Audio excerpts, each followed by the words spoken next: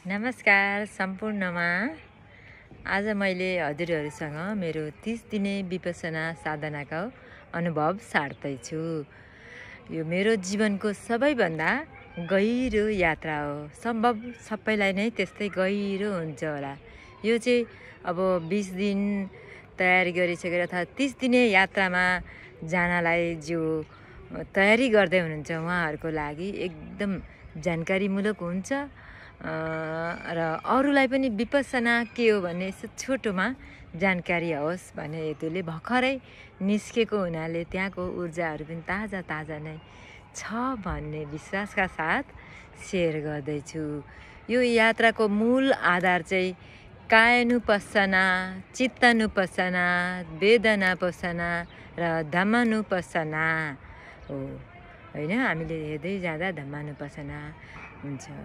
यसको चाहिँ पहिला 30 दिने गर्नुभन्दा अगाडि 3 पटक 10 दिने मैले इटरीमा गरेँ होइन। अनि त्यस पछाडि सतीपठान वीरगञ्ज गएर गरेँ। अनि फेरि 10 दिने 3 पटक गर्दाखेरि सतीपठान गर्न पाइन्छ होइन। सतीपठान गरेपछि फेरि सतीपठान गरेपछि मात्र 20 दिने गर्न पाइन्छ। अनि त्यो सतीपठानको फेरि भन्नाले जम्मा 5वटा 10 दिने अनि सेवा कम्तीमा एउटा गरेपछि चाहिँ 20 दिने गर्न पर्छ। अनि फेरि मैले सतीपठान गरेँ। सतीपठान गरेपछि अलिक मजाले स्पष्टसँग बुझ्न सकिन्छ। त्यस पछाडि फेरि 2 दिने 10 डेज कोर्स गरेँ। त्यो 10 डेज कोर्स इटरीमै गरेँ होइन। अनि अनि त्यस पछाडि 20 दिनको लागि म तयारी भयो। त्यस पछाडि 20 दिने चाहिँ मैले अस्ट्रेलियामा गएर गरेँ। त्यस पछाडि आएर सिसिटी बाल शिक्षक ट्रेनिङ लिए काठमाडौँमा धर्मसिंह। यो चाहिँ अब 30 दिनेलाई आवश्यक होइन। ठिक्क त्यतिखेर हामी सेवा गरिरहेको मान्छे बाल शिक्षालाई अनि गएर गऱ्यौँ। त्यस पछाडि फेरि स्पेसल कोर्स एउटा खुलो इटरीमा स्पेसल कोर्स पनि लिन मन लाग्यो। स्पेसल कोर्स पनि अनिवार्य चाहिँ छैन 30 डेजलाई चाहिँ। यसमा मैले उसमा गरेको भनेको यहाँसम्म आइपुगेको यात्रा। अनि त्यस पछाडि अर्को एउटा 10 डेज चाहिँ गर्नुपर्छ होइन। 20 दिने गरेपछि अनि फेरि 10 डेज पनि गरेँ। यसरी गर्दै गर्दै अनि कम्तीमा एउटा सेवा गर्नुपर्छ होइन। मैले त नजिकै हो, पटक पटक सेवा गर्ने अवसर पाउँछु। मेरो घरदेखि पटक पटक सेवा गरेँ। अनि घरमै 2 वर्षको साधना चाहिँ बिहान बेलुका निरन्तर हुनुपर्छ भनिन्छ। अनि त्यो साधना बिहान बेलुकाको गरेँ। अनि त्यस पछाडि 10 दिने होइन मन शान्त होस्, चित्तलाई एकाग्रता पार्नलाई गरियो यसको मूल। त्यस पछाडि हामी शील समाधि प्रज्ञामा जानलाई 30 दिनेको यात्रामा चाहिँ 10 दिन हामीलाई आनापाना गराउनुहुन्छ। जो चाहिँ शील समाधि प्रज्ञा। शील हामीले पहिला 10 दिनेमा हुँदा अष्टशीलमा बसेका हुन्छौँ। घरमा चाहिँ पञ्चशील भनौँ न होइन। अनि यसमा पुरै अष्टशीलमा बस्दाखेरि शील समाधि प्रज्ञा। शील अष्टशीलमा बसेका हुन्छौँ। त्यो शीलले समाधि लाग्नलाई भरोसा दिन्छ, टेवा पुर्याउँछ होइन। अनि त्यस पछाडि समाधि लागेपछि प्रज्ञामा जाइन्छ। प्रज्ञा भने प्रत्यक्ष ज्ञान। विपसना भनेको त प्रत्यक्ष ज्ञान भयो। विपसना भनेको शरीर मन संवेदनालाई फिल्म हेरे जस्तै अब्जर्भ गर्ने काम भएर यसो गरेर रियाक्ट नगरी बस्न सक्नु, यही जीवन परिवर्तन गर्ने शक्ति भयो यसको होइन। अहिले माइन्ड बडीको अविश्वसनीय सम्बन्ध हुन्छ। माइन्ड र बडीमा हाम्रो अविश्वसनीय सम्बन्ध हुन्छ। शिरदेखि पाउसम्म बहने सेन्सेसन तातो। अनि यहाँ घोचे जस्तो तातो त यस्तो बाफ आउँछ होइन, डङ डङ। अनि त्यसलाई पनि कुनै रियाक्सन समतामा बसेर हेर्नु, त्यो चाहिँ विकार निक्लिरहेको छ। समतामा बस्नु हेर्नु नै विपसना। सबैभन्दा शक्तिशाली मानसिक वर्कआउट भनेको चाहिँ यो मेडिटेसन मात्र होइन कि इनर साइन्स हो क्या। यो हामीले साइन्समा त पढिरहेको छौँ होइन। अणुहरू परमाणुहरू टुक्रिन्छन्, जोडिन्छन्, हर क्षण भनेर पढिरहेको छौँ। तर यो चाहिँ प्रत्यक्ष ज्ञान हाम्रो। प्रज्ञा भनेको प्रत्यक्ष ज्ञान। प्रज्ञा भनिन्छ। अनि 2 वर्षदेखिको अनुभव 30 दिनको लत। अब 30 दिनमा पुगेपछि त्यहाँ अब अरूले गर्न सकिँदैन होला, के होला भनेर भन्नुहुन्छ होइन। त्यहाँ अब लतहरू त त्यो अभ्यासले आफै छुट्दै गएको हुन्छ शरीरमा आफै। त्यो 10 दिनको आनापानले कसैले चिया खान्छु, म के खाइराख्छु, मेरो लत छ भने चाहिँ त्यो सबै लतहरू आफै आफ छुटिरहेको हुन्छ। शरीरमा अद्भुत ऊर्जा आइरहेको हुन्छ, नेचुरल स्लिप हुन्छ है। त्यो गरेर पनि म चाहिँ अब यहाँ घरमा योगाहरू गरिराख्ने भएकोले पनि एक्सर्साइज हुँदैन होला के होला, बसेको बसै भन्ने हुन्छ नि। तर नेचुरल स्लिप आनन्द योगा, हट योगा के हो र? हट योगा भन्दा बढीको त्यस्तो हामी कुद्दा योगा गर्नेलाई बुझ्नेमा भने अब कोही रनिङ गर्नुहुन्छ, कोही खेलकुद गर्नुहुन्छ होइन, त्यो गर्न पाइँदैन कि हट योगा गरेको त्योभन्दा बढी एक्सर्साइज भएको हुन्छ क्या शरीरमा चाहिँ। भित्रबाट यस्तो पसिना निकाल्छ, यस्तो पसिना निकाल्छ, शरीर मनका विकारहरू पग्लदै जाँदा मानिसले के भनिसकु कसो भनौँ भनेर हाम्रो भित्र आएको विकारहरू सबै निक्लिँदै जान्छ। तर त्यही छेडहरू कस्तो आनन्दमय हुन्छ जब समाधि बलियो हुँदै जान्छ। सेन्सेसनहरू आगो जै पोल्दाखेरि पनि यस्तो आनन्द हुन्छ। घमण्ड यस्तो अहिले जाडोको बेला छ, म छतमा बसेर यो भिडियो बनाएपछि घमण्ड र पसिना, तर अब्जर्भ गर्दै बसेपछि त्यही पीडा आनन्दमा बदलिन थाल्छ।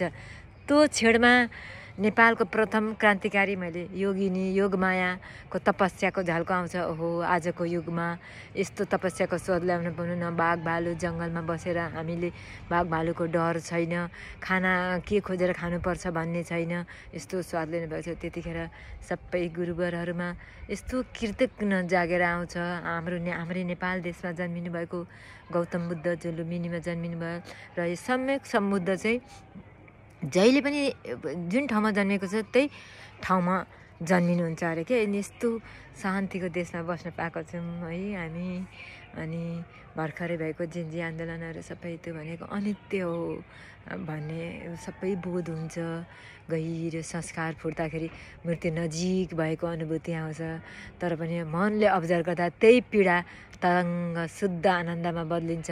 अनि जब 11 बजेको खानाको घन्टी बज्छ टक्क, अब म त खाना पनि यस्तो बाहिर खान मन लाग्दैन होइन, 2टा रोटी खान्छु। त्यो 2टा रोटी पनि खानु नपरोस्, यही विकारहरूलाई निकालेर मृत्युको शय्या धेरै पछि पीडा अनुभव गर्नुभन्दा अहिले नै गर्न पाए त्यो मृत्युको समयलाई। यो चाहिँ विपස්සना भनेको बाँच्ने कला मात्र होइन कि मृत्युको कला पनि हो। अनि छोड्न मन लाग्दैन, तर बिचारा सेविकाहरू खाना पर्खिराख्नुहुन्छ, सेविकाहरूको सेवा है त्यो देख्दाखेरि मन कृतज्ञ हुन्छ।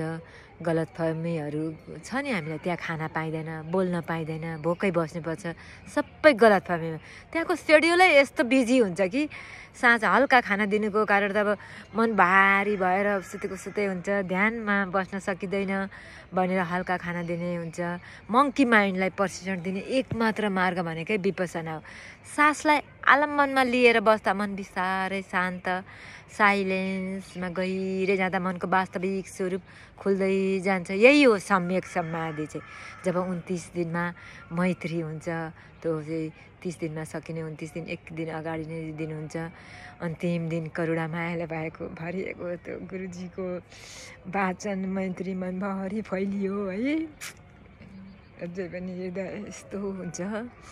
अन्तिम दिन करुणा मायाले भरिएको त्यो मैत्री शब्द हृदय अलुङ्गा खुल्ला न्यानो हुन्छ। त्यहाँ बस्दाखेरि ओहो, मैले यत्रो गर्दाखेरि पनि म त गर्न नसक्ने रहेछु। मैले त अझै 30 डेज फेरि गर्दै 45 डेज गर्दै अझै जति गर्न पाइन्छ त्यति गर्ने आँटले गएको त्यो भित्र जाँदा त ओहो हामीले नसक्ने पो रहेछौँ कि भन्ने हुन्छ। जब मैत्री हुन्छ ओहो, सब ती काटेर अपरेसन गरेका चिजहरूमा घाउ लगाएर घर आउँदाखेरि कस्तो हुन्छ, त्यस्तै मैत्रीमा ओहो म त यो ऊर्जा यो समाधि मलाई त थोरै भयो, म फेरि अर्को 30 डेज कहिले लिन पाउँछु होला भन्ने त्यस्तो हुन्छ है।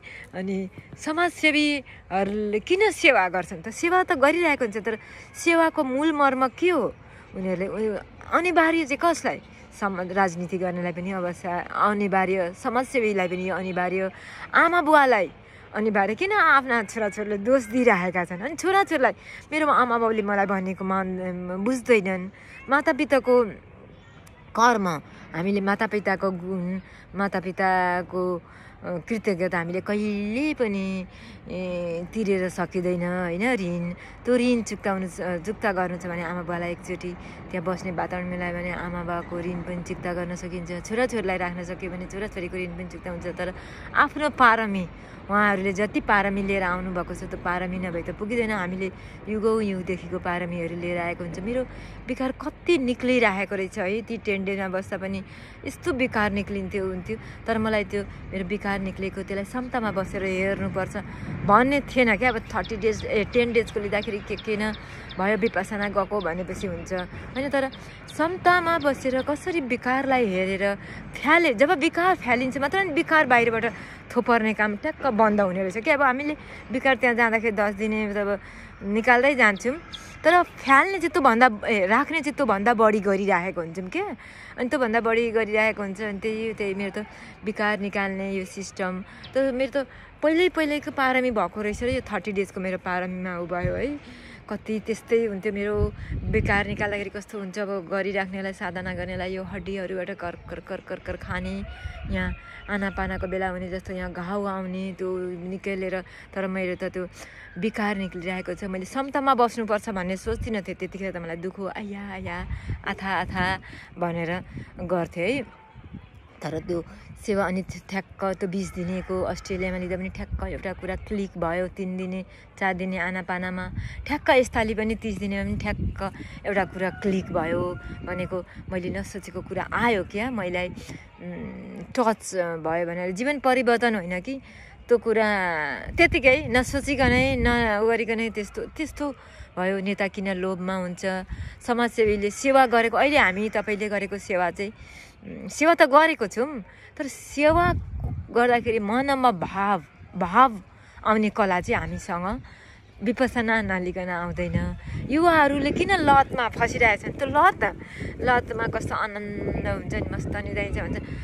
त्योभन्दा बढी आनन्द अथवा त्योभन्दा बढी कस्तो त्यो एडिकहरूलाई त्यो खाएको सडक बालकहरूले त्यो देखिन्छ होइन, झम भएर जे बाहिरको केही थाहा पनि त्योभन्दा बढी माइन्डलाई स्ट्रेस आउट पारेर एकदम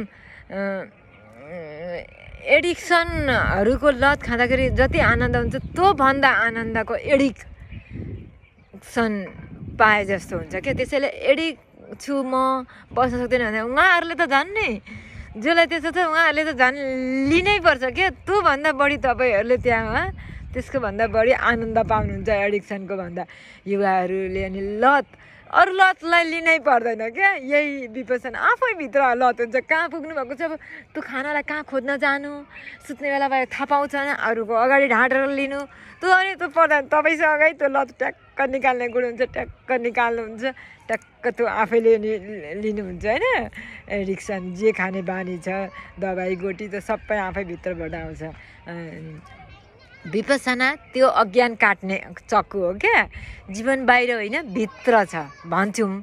अनि प्रेजेन्ट मुमेन्टमा बाँच्नुपर्छ। आर्ट अफ लिभिङ मात्र होइन, आर्ट अफ डाइङ। पैसा, यात्रा, मोज मस्ती सबै बाहिरको कुरा होइन, सबै घुम्छौँ नि होइन। अब मलाई पनि उता म पनि घुम्ने, मेरो बायोमा हेर्नु भयो भने म पनि एउटा ट्राभलर हुँ होइन। अनि त्यो ट्राभल बाहिरहरू त घुमिरहेको छ मजा त जबसम्म तपाईँ भित्र घुम्नुहुन्न नि, आफ्नो शरीरभित्र आफैले हेर्न सक्नुहुन्न नि, त्यो बाहिर घुमेको केही छैन। त्यसैले तपाईँले बाहिर घुम्ने समयलाई निकालेर, समय छैन मसित भन्नुहुन्छ नि, हो त्यो समय निकालेर यसमा आउनुहोस्, हेर्नुहोस्, मनभित्र पनि घुम्नुहोस्, शरीरभित्र पनि घुम्नुहोस्। अब योगाहरू गरेर त्यो पनि योगा पनि यही हुन्छ। प्राणायाम आनापाना गरेपछि हामीलाई प्राणायाम पनि यही हुन्छ है। पैसा, यात्रा, मोज मस्ती सबै बाहिरको कुरा भित्र पाइन्छ। त्यो भित्र नघुमे जीवनको सार नै छोड्छ। त्यसैले एकपटक विपसना चाहिँ सबैलाई अनिवार्य। अनि अन्तहीन कृतज्ञता यो मार्ग पत्ता लगाउने नेपालको लुम्बिनीमा जन्मेका हाम्रा गौतम बुद्ध सङ्घहरू हुँदै गुरु शिष्य परम्परालाई यसलाई जस्ताको तस्तै जीवित राख्दै शिक्षकहरू, सेवक सेविका, दान पारमी सबैप्रति हार्दिक आभार। कस्तो सेवक सेविकाले कसरी गर्नुहुन्छ बुद्धं शरणं गच्छामि धम्मं शरणं गच्छामि सङ्गम शरणं गच्छामि भवतु सर्वमङ्गलम। मबाट केही बाणी दोष भए हजुरहरू फेरि सुध्रिने मौका हो भने आजलाई बिदा हुन्छु। हस् त फेरि हजुरहरूले रुचाउनु भयो भने म अर्को अनुभव पनि लिएर यहाँहरूसँग हाजिर हुनेछु। By by by by.